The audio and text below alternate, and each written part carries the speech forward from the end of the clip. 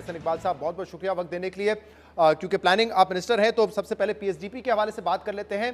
Total 1150 अरब रुपए है, जिसमें जो फेडरल पीएसडीपी है वो 950 अरब रुपए का है। इन हालात में इतना बड़ा पीएसडीपी का अमाउंट रखना क्या ये रियलिस्टिकली अचीव हो सकता है? क्योंकि जो रवा साल है उसमें भी तकरीबन 800 अरब रुपए का टारगेट था, जिसको रिवाइज करके 560 अरब रुपए किया गया है। तो इतना बड़ा टारगेट रखने की वजह क्या है? इलेक्शन का साल है, इसलिए इतना बड़ा बजट रखा गया है क्या? शहजाद, सबसे पहले तो मैं ये वाजे करना चाहता हूँ कि ये बड़ा टारगेट नहीं है, इसलिए कि 2017 में हमारा पीएसडीपी का हुजम 1000 अरब था और ये बहुत बड़ा अलमिया है कि 4 साल बाद जब हुकूमत में हम आए तो ये सुकड़ के 550 अरब रह चुका था। और अब इस वक्त आलम यह है कि पाकिस्तान के अंदर जो जारी मनसूबा जात हैं, अगर हमने उन्हें मुकम्मल करना है, इन्फ्लेशन की वजह से जो कॉस्ट ऑफ कंस्ट्रक्शन बढ़ी है उसका भी तकाजा है कि जो हजम है वो बढ़ना चाहिए। और जैसे मैंने कहा कि 2017 में अगर 1000 अरब था और आज 5 साल के बाद हम 1150 अरब के ऊपर हैं, तो ये इजाफा नहीं है, बल्कि अगर इजाफा देखें, मुझे आप पूछें तो कम से कम पाकिस्तान के पीएसडीपी का हजम इस वक्त 2000 से ऊपर होना चाहिए। तो हम तो बहुत अंडर फंड कर रहे हैं अपने डेवलपमेंट सेक्टर को। और आपने शुरू में ये कहा कि जो मौजूदा साल है इसमें हुकूमत टारगेट हासिल नहीं कर सकी, 5% ग्रोथ था और 0.3% ग्रोथ रही। तो सवाल यह है कि क्या आपको याद नहीं है, क्या कौम को नहीं मालूम कि इस साल में हम पाकिस्तान की नहीं दुनिया की तारीख के वर्स्ट क्लाइमेट डिजास्टर का निशाना बने थे, जिससे 31 अरब डॉलर का पाकिस्तानी मईशत को झटका लगा था। कोई और दुनिया की मईशत होती हमारे जैसे फंडामेंटल्स के साथ तो शायद वो कोलैप्स कर जाती। हमने पाकिस्तानी सोसाइटी ने, पाकिस्तान की इकोनॉमी ने बड़ी रेजिलियंस का मुकाबला किया। लिहाजा जब भी ऐसी कुदरती आफत आती है तो हर कॉन्ट्रैक्ट में फोर्स मेजोर होती है, जिससे कि जो टर्म्स ऑफ कॉन्ट्रैक्ट हैं उनको आप छोड़ देते हैं। इसी तरह जो टारगेट सेट किए गए थे साल के शुरू में वो एक नॉर्मल ईयर के लिए किए गए थे, लेकिन जब 31 अरब डॉलर की पाकिस्तान को हिट पड़ी तो उन टारगेट्स का असल नंबर्स के साथ कोई मैं नहीं समझता ताल्लुक। और ये मीडिया को, लोगों को अवेयरनेस देनी चाहिए कि it was not a normal year. और आपको एक्चुअली अप्रिशिएट करना चाहिए कि हुकूमत ने इतने बड़े डिजास्टर के बावजूद मईशत को बिखरने से बचाया। ऐसे साहब, जब ये बजट पेश किया गया था पिछले साल, और उस वक्त तो ऑब्वियसली एक क्लाइमेट डिजास्टर नहीं हुआ था, फ्लड्स नहीं आए थे, तब भी हमने उस वक्त के finance minister doctor Miftah Ismail साहब से इस पे बड़ी बहस की थी कि ये तमाम नंबर्स अनरियलिस्टिक लगते हैं।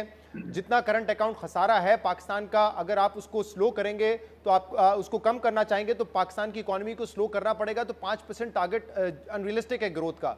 11% अफराते ज़र होती हुई नजर नहीं आ रही थी, और उन्होंने बाद में एक्सेप्ट किया कि कुछ टारगेट्स इसमें से हमने ओवर एम्बिशियस रख लिए गए थे। तो अगर क्लाइमेट चेंज नहीं होता तब भी वो टारगेट अनरियलिस्टिक लग रहे थे। लेकिन इस साल के हवाले से मैं समझता हूँ कि अगर क्लाइमेट डिजास्टर ना होता तो हम अगर 5% हासिल ना कर सकते, कम से कम 4.5% जरूर हासिल कर लेते। लेकिन जो क्लाइमेट डिजास्टर है उसका बहुत बड़ा पाकिस्तान की मईशत पे इम्पैक्ट था। 1/3 मुल्क जो है वो जेर आब आ गया था। हमारी ज़राअत उससे बहुत बुरी तरह मुतासर हुई, हमारे लॉजिस्टिक्स उससे बुरी तरह मुतासर हुए, हमारी रेलवे लाइंस कट गई, हमारी सड़कें कट गई, कई इंडस्ट्रियल सिटीज जो हैं वो डिस्टर्ब हुए। तो पाकिस्तान पे इसका बहुत बुरा और मनफी असर हुआ था। इसके बावजूद हमने मामलात को संभाला और अगले साल के लिए जो नंबर्स हैं, मैं समझता हूँ कि ये बहुत सोच समझ के रखे गए, ना इनके अंदर ओवर एम्बिशन है और ना इनको बहुत ही कंजर्वेटिव रखा गया है। इस पर बारी बारी एहसन इकबाल से बात कर लेते हैं। आज शहबाज राना साहब की द ट्रिब्यून में स्टोरी है जिसमें उन्होंने कहा है कि एक तो एनएसी पे जो अप्रूवल था पीएसडीपी का, उससे फिर ज्यादा जो है अमाउंट रखा गया है सर्टेन मिनिस्ट्रीज के लिए, और ऐसा लगता है कि ये पॉलिटिकल वजूहात की वजह से और इलेक्शन ईयर की वजह से किया गया है। जिसमें उन्होंने कहा है कि एक मिसाल इसकी ये मिलती है कि जो 450 अरब रुपए हैं वो नई 300 स्कीम्स के लिए रखे गए हैं, रादर देन ये जो नॉर्मली होता है कि फोकस ये होता है कि जो ऑन गोइंग स्कीम्स होती है उसके लिए आप ज्यादा मुख्तस करते हैं। तो क्या ये इसीलिए किया गया है क्योंकि ये इलेक्शन साल का बजट है? मैं इनकी वजाहत करना चाहता हूँ। मेरा ख्याल है कि उनके शायद नंबर्स उन तक पूरे नहीं पहुंच सके होंगे। 60% से ज्यादा जो है इस पीएसडीपी के अंदर ऑनगोइंग स्कीम्स हैं, और जो 40% न्यू स्कीम्स हैं ये वो है कि जो, या अब हमारे पास इतना बड़ा फ्लड का जो जेनीवा कॉन्फ्रेंस हुई उसके तहत पाकिस्तान को इमदाद मिली। हमने इंटरनेशनल डोनर्स की मदद के साथ नए प्रोजेक्ट शुरू करने हैं, अपने इंफ्रास्ट्रक्चर की रिहेबिलिटेशन के लिए खुद अपने वसाइल से भी नए प्रोजेक्ट शुरू करने हैं। तो लिहाजा नए प्रोजेक्ट शुरू करने का ये मकसद नहीं होता कि वो लामहला कोई इलेक्शन के नुक्ता नजर से हो रहा है, तो इसलिए ये तासुर बिल्कुल गलत है कि हमने कोई गैर मामूली तौर पे पुराने मंसूबों की कीमत के ऊपर नए मंसूबे शुरू किए हैं। जो नए मंसूबे शुरू किए गए हैं वो अपने मेरिट के ऊपर है और वो कलील तादाद में है, लेकिन ऐसे साहब जबकि ये खबरें तो आ रही थी ना कि जो ऑनगोइंग है। प्रोविंशियल प्रोजेक्ट का बजट आप लोग कम रखना चाहते थे, इत्तेहादी इस पे कन्विंस नहीं थे, वो आपको बढ़ाना पड़ा। नेशनल हाईवे अथॉरिटी का बजट आप कम रखना चाहते थे, लेकिन JUIF वहां पे मुतमईन नहीं थी, उनके इसरार पे आपको बजट बढ़ाना पड़ा। तो ये मुश्किलात तो पेश आई ना हुकूमत को। जी देखिए, ये बात आपको पेश नजर रखनी चाहिए कि ये कोई 12 या 13 जमातों की कोलिशन गवर्नमेंट है। ये एक आम एक सिंगल पार्टी की हुकूमत नहीं है। और जो हमारे कोलिशन पार्टनर्स हैं उनका ताल्लुक बहुत पसमानदा इलाकों से है, ज्यादातर बलूचिस्तान से ताल्लुक रखते हैं। और हमने खास तौर पे इस दफा तरक्याती बजट में बलूचिस्तान का तकरीबन पंजाब के मुकाबले में दुगना शेयर रखा है तरक्याती स्कीमों के अंदर, ताकि जो हमारे पसमानदा इलाके हम उन्हें आगे लेकर आ सकें। जो हमारे 20 पसमानदा तरीन अजला हैं उनके लिए हमने एक नया प्रोग्राम शुरू किया है कि जिनको अगले 5 सालों में हम कौमी धारे के अंदर लेकर आ सकें। लेकिन तो इसलिए ये चीज जो नॉर्मल है, इसमें ऐसी साहब, लेकिन अगर आप कह रहे हैं कि ये बात ठीक है कि हमारा PSDP वक्त के साथ मजीद बढ़ना चाहिए था, खासतौर पे अगर हम देख रहे हैं कि एक मैसिव डिवैल्यूएशन भी है, कंस्ट्रक्शन कॉस्ट बढ़ी है, लेकिन कहीं ना कहीं फिस्कल स्पेस भी तो आपको चाहिए। इस बजट में तो वाजे नजर आ रहा है कि आप लोगों ने जो करंट एक्सपेंडिचर है उसको कम करने की कहीं से कोशिश नहीं की है। जो गमाते वो भी बढ़ रहे हैं, सैलरीज, पेंशन, इन तमाम पर आपने 30-35% का इजाफा लगा दिया है, तो कोई कोशिश नहीं की है। और इस पे तो इसरार रहा है IMF का कि करंट एक्सपेंडिचर को तो आप कंट्रोल करें कम से कम।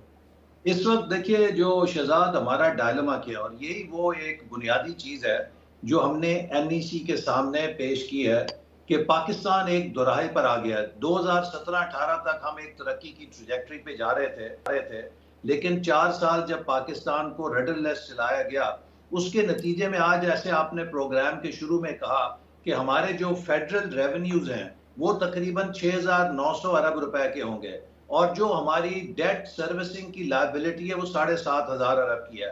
तो इसके अलावा अब आपके जितने भी अखराजात हैं, चाहे वो दिफा है, चाहे वो डेवलपमेंट है, चाहे वो कॉस्ट ऑफ रनिंग गवर्नमेंट है, चाहे वो सब्सिडीज है, जो भी है वो सब आपका बोरोड है। ये चीज सस्टेनेबल नहीं है। इसीलिए हमने इसके साथ एक 5 E's फ्रेमवर्क रखा है जो पाकिस्तान को ग्रोथ और डेवलपमेंट की तरफ लेके जा सकता है। पिछले हमारे 4 सालों में रडरलेस चले, कोई डेवलपमेंट का डायरेक्शन नहीं थी, स्टेटस के ऊपर हुकूमत चलाई गई और मईशत चलाई गई। अब हमने एक्सपोर्ट को फोकस किया है, IT को, पाकिस्तान को फोकस किया, एनवायरनमेंट को फोकस किया, एनर्जी को फोकस किया, और इक्विटी और एम्पावरमेंट को फोकस किया। एक हमारा फ्रेमवर्क है जिसके तहत अगर हम इस मुल्क को चलाएंगे तो इंशाल्लाह 3 से 4 सालों में हम न सिर्फ एक स्टेबल प्लेटफॉर्म पे आ जाएंगे, बल्कि एक हाई ग्रोथ ट्रैजेक्टरी की तरफ जा सकते हैं। और दूसरी अहम बात देखिए, हमने आउटलुक 2035 भी पेश की NEC को। अगर हमने बिजनेस एज यूजुअल जारी रखा तो 2035 तक हम राइट ऑफ हो जाएंगे, लेकिन अगर हम अपने पोटेंशियल के ऊपर चलें तो 2035 तक हम $1 ट्रिलियन इकोनॉमी बन सकते हैं। गुर्बत को हम नीचे ला सकते हैं 15% से, और अनएम्प्लॉयमेंट को 5% के ऊपर ला सकते हैं। पाकिस्तान एक फास्ट ग्रोथ इमर्जिंग इकोनॉमी बन सकता है। तो हमें बहुत से फैसले करने, और मैं उसकी एक मिसाल देता हूं, लेकिन ऐसे साहब देखिए, आपका ताउन चाहिए। देखिए, हमने इसी तरह जब ये फैसला जो काबीना ने किया था उसको NEC में लेकर गए कि 8 बजे हमें तजारती मराकज बंद करने चाहिए, तो हमारे ताजरों के साथ हम बातचीत करेंगे, लेकिन एक रेजिस्टेंस आई। हमें एजुकेट करना है लोगों को कि आप बताइए, अमेरिका, यूरोप, जापान इतने तरक्की याफ्ता मुल्क हैं, G7 दुनिया के तरक्की याफ्ता तरीन मुल्क हैं, किस मुल्क के अंदर 6 बजे के बाद तजारती मराकज खोले होते हैं? ये बात दुरुस्त है, ऐसे नहीं बात है, लेकिन इसमें ऑब्वियसली लोगों ने हमें अपनी हैबिट्स, अगर एक मैं आखिरी मिसाल दूं, देखिए हमारी मिसाल एक ऐसे मरीज की है कि हमें मुआशी हार्ट अटैक हो गया है। अगर हमने अपना लाइफस्टाइल नहीं बदला तो अगला हार्ट अटैक फेटल हो सकता है। हमें अपनी लाइफस्टाइल को बदलना है, अपनी प्रायोरिटी साहब, जहाँ पे सोसाइटी ने अपनी हैबिट्स को, अपने माइंडसेट को चेंज करना है, वहीं पे हुकूमत ने भी अपने माइंडसेट को चेंज करना है ना। पिछले साल बजट में आप लोगों ने रिटेल होलसेल पे बड़ा मामूली सा फिक्स टैक्स लगाया था, लेकिन वो आपने विड्रॉ कर लिया क्योंकि उस वक्त आपकी पार्टी के अंदर से आवाज उठी कि ये ना लगाएं। इस साल भी आप लोगों ने टैक्स बढ़ाने के लिए आपका सारा का सारा इन्हिसार महंगाई पर और ग्रोथ पर है, यानी कि नॉमिनल GDP पर आपने सिर्फ 200 अरब या 225 अरब रुपए के नए टैक्सेस लगाए। उसमें फिर आपने कोई टैक्स ना रिटेलर पे लगाया, कोई ना होलसेलर पे लगाया, ना कोई डॉक्यूमेंटेशन की तरफ तवज्जो है। वही आप लोगों ने कर दिया कि 0.6% 50,000 के विड्रॉल पे आप देंगे, यानी कि आप थोड़ा सा मजीद उनसे टैक्स लेना चाह रहे हैं, ना डॉक्यूमेंट करना चाह रहे हैं, ना उनसे पैसे लेना चाह रहे हैं। आपको पता है कि हम इस वक्त एक काइंड ऑफ रिसेशन के अंदर है, इकोनॉमी स्लो ग्रोथ के अंदर है। हमें जिस इस वक्त जरूरत है वो इकोनॉमी को स्टिमुलस देने की जरूरत है, और जो तरक्याती बजट है वो भी इसका एक जरिया होता है। हमारा इस दफा जो मीटिंग्स हुई हैं उसमें ज्यादा कोशिश इस बात की है कि बजाय ये कि हम नए टैक्स नाफिज करें, जो टैक्स लीकेज है उसकी तरफ जाना चाहिए, और हमें अपने टैक्स नेट को ब्रॉड करना चाहिए, ताकि जो टैक्स रिजीम है इसके अंदर रहते हुए भी हम बहुत ज्यादा टैक्स कलेक्शन में इजाफा कर सकते हैं। अगर आप टैक्सों का बोझ डालेंगे, इसका बोझ कंज्यूमर के मैं ऊपर तो जाएगा। इक्विटेबल टैक्स की बात कर रहा हूं। ऐसे इकबाल साहब, ये तो एक ऐसा शोबा है, retail, wholesale sector, real estate, agriculture, जो कि टैक्स नेट में नहीं है। हम तो कह रहे हैं उनकी जो आमदनी है उस पर टैक्स लें, जैसे इंडस्ट्री देती है, जैसे कॉर्पोरेट सेक्टर देता है, जैसे एक तनख्वाहदार शख्स देता है, वो अपनी आमदनी पर टैक्स देता है। इनको क्यों एग्जम्पशन मिली हुई है? और ये हर साल हम यही करते हैं। 2015-16 में आप लोगों ने कोशिश की, तब भी प्रेशर आया ताजरों का, आप लोग पीछे हट गए। तो माइंडसेट सोसाइटी ने चेंज करना, लेकिन हुकूमत ने इस पे मैं देखिए, एक बात तो ये है कि हमने कोशिश की है कि इसमें जैसे पहले भी बजट्स के अंदर किया गया था कि जो नॉन फाइलर्स हैं उनके लिए टैक्स की शरहों को मुख्तलिफ जगहों पे cost of doing whatever business और ट्रांजैक्शन दे डू बढ़ाया जाए, ताकि लोग ज्यादा से ज्यादा डॉक्यूमेंटेशन की तरफ आए। दूसरी बात यह है कि जो रिफॉर्म्स हैं, हमारी हुकूमत है 1 साल की। देखिए 1 साल की हुकूमत है जो it can do this much. Election के बाद जो भी हुकूमत 5 साल का मैंडेट लेकर आएगी वो लॉन्ग टर्म स्ट्रक्चरल रिफॉर्म्स कर सकती है। एक ऐसी हुकूमत जो आखिरी साल में 1 साल के लिए आए, अगर आप उसे ये बोझ देना चाहेंगे कि पिछले 4 सालों की जो नाकामी है उसकी स्ट्रक्चरल रिफॉर्म्स वो आखिरी साल में करे, ये मुमकिन नहीं है। तो लिहाजा हमने जो जितना स्टेबलाइजेशन का अमल था वो किया है, मुझे एक ब्रेक लेने दें, इसके बाद से बचा लिया है।